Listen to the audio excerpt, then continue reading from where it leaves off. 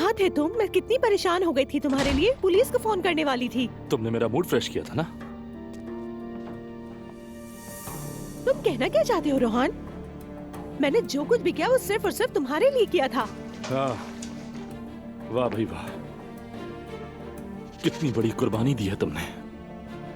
एक शरीफ लड़की ने अपने शौहर के मूड को फ्रेश करने के लिए बार में तकरीब रखी। क्या तुमने ड्रिंक की है? नहीं, और बस करो, मुझ पर चिल्लाओ मत। तुम इस तरह से इस घर में नहीं आ सकते हो। क्यों? क्या किराया भी तुम्हारे बाप ने देना है? रोहन, तुम बात को कहां से कहां लेकर जा रहे हो? मैं तुमसे क्या कह रही हूँ तुम उलट समझ रहे हो। कई दिनों से तुम्हारे लिए कोशिश कर रही हूँ, तुम्हें नजर क्यों नहीं आता? तो मत करो ना कोशिश।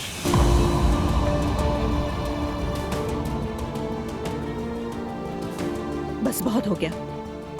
इसमें इतना उलझने वाली कोई बात नहीं है। थोड़ा समझने की कोशिश करो। मुझे बात ही नहीं करनी।